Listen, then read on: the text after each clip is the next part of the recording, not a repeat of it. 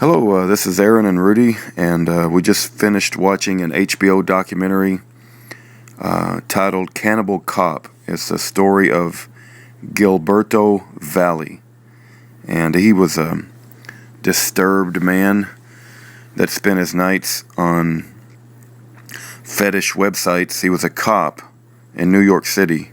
Who used the database to track down women to plan to kidnap them. He was obsessed with torturing, kidnapping, raping, and eating women. He visited these types of websites for like over 1,000 times over the course of a year. So that's at least 3 times a day. On top of that, from his cell phone. Yeah, on his computer at home at night. He used the police database. Yeah, he did use the police database to search for these girls' names that he had uploaded pictures and to. Addresses. He'd even uploaded his own wife's picture, I believe. And baby. He talked about how he wanted to slit his wife's throat, hang her upside down. Make her suffer as long as possible. At other times he would talk about cutting the meat off the belly and using it as bacon. And cook them. I mean, it's just the most disturbing thoughts, and it's even horrific to repeat. He would talk about beheading women and, making their facial expressions frozen in terror as he would sit around and eat the flesh.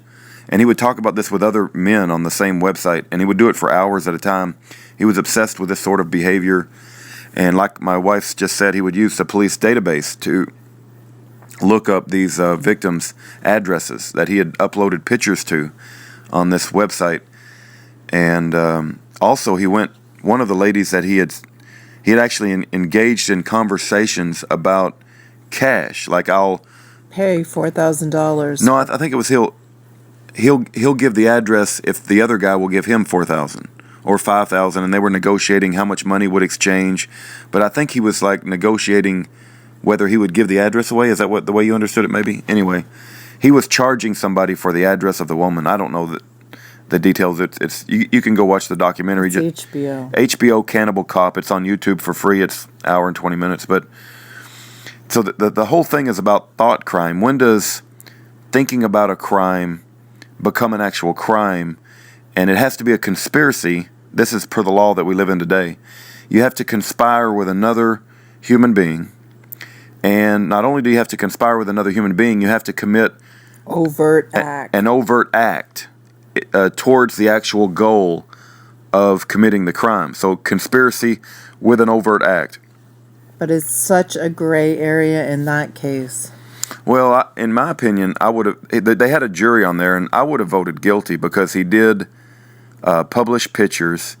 He did use the police database. And he did go actually visit the lady. It's. What did that famous Alan Dershowitz say? He said that something about the underdog. Probable is not sufficient. Yeah, he said if you think they probably will commit the crime, then that's not sufficient. It has to be beyond a reasonable doubt that he will commit the crime. Beyond. Not probably. The documentary certainly brings to light the whole concept of thought crime, and when does thought crime become an actual crime? And that whole area is certainly an area that deserves a lot of deep thought, because you certainly don't want to put somebody in. You want to protect yourself from the government as far as having whatever thoughts that a human being can have, even if those thoughts are horrific. And in this case, it was absolutely horrific. Worse, I mean, it was. imagine. I can't even imagine anything worse than what he was thinking and what he was obsessed with. But do you put somebody in prison for those thoughts, and then the legal framework that we live in today has to be conspire with another person to plan, and then also there has to be an overt action. When he started talking about the exchange of money, and then when he started to actually go visit the women that he was uploading the pictures of and using the police database to search out these women's addresses, that certainly can be categorized as an overt action, in my opinion. Crossing the line. Yeah, but I anyway, you can go watch the documentary and make up your own mind. So we have that. Keep in mind, he's free. The jury convicted him. The jury said send him away for life. He's guilty. The judge overturned the jury's verdict. They appealed it, and the prosecution appealed it and wanted to send him back to prison, but the appeal did not succeed, and he's still free. My wife told me he tried to put his name on Match.com to find a girlfriend, and Match.com made him take his name down.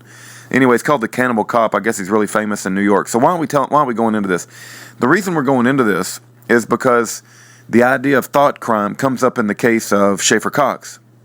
And if Gilberto Valle III, the Cannibal Cop of New York City, is walking around free, right, then certainly Schaeffer Cox of Alaska should absolutely be free.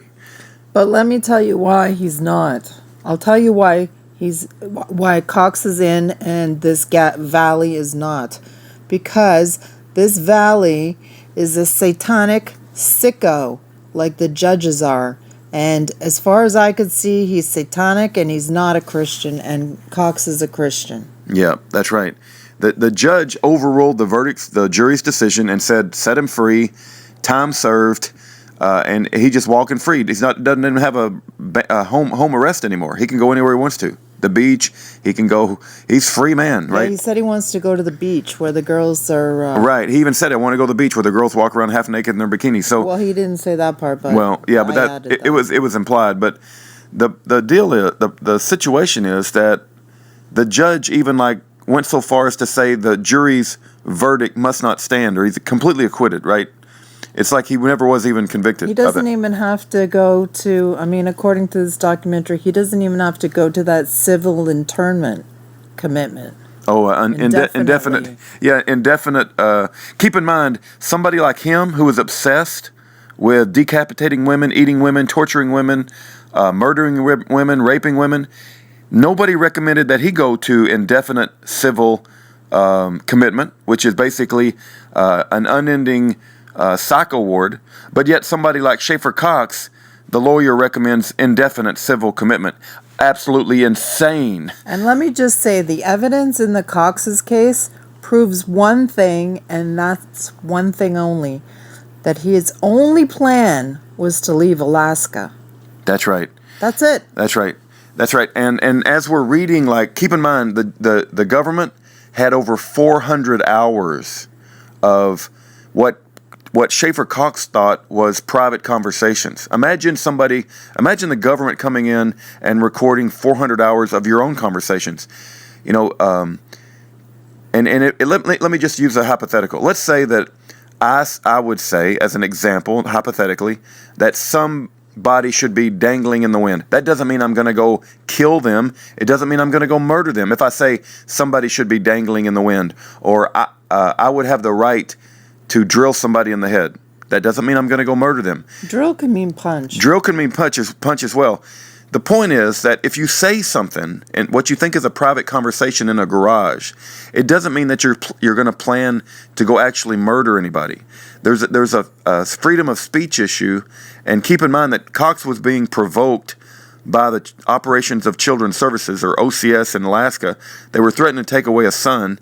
They sent in 2 criminal government informants, constantly provoking him to violence.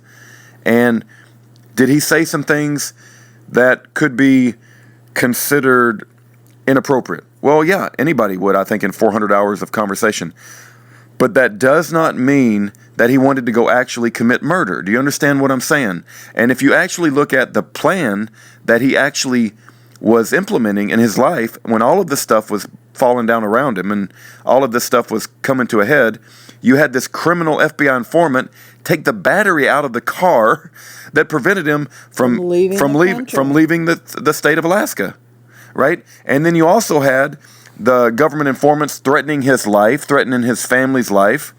Not only that, but his actions were that he wanted to get the heck out of Alaska, right? He wasn't planning on murdering anybody. He wasn't planning on killing anybody. Yes, the militia has firearms, but all militias have firearms. That's not unusual, okay? And so he was an advocate of the Second Amendment, and I wish we had more men that are an advocate of the Second Amendment. That doesn't mean that he's planning on murdering anybody, and it's absolutely horrific that Schaeffer Cox is in prison for this thought crime, and we got people like satanic people like Gilberto Valley that's walking around free, and it's just an absurd miscarriage of justice. And we're going to keep raising awareness and making noise and shining light and exposing the corrupt evildoers. All of the exculpatory evidence, the recordings that he actually said.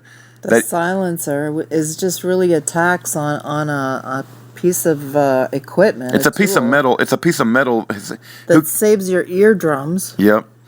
And anyway, we're going to continue to make noise and shine light about Schaeffer Cox. The miscarriage of justice is off the charts bad. I think one lawyer said it's the worst he's seen in his 25 years of attorney service. And it absolutely is. And he should not be in prison today, and we're going to continue on. Anything else you want to say before I shut down? Yeah, I would like everybody to pray that Schaeffer Cox is freed as soon as possible. Amen. Amen to that. All right.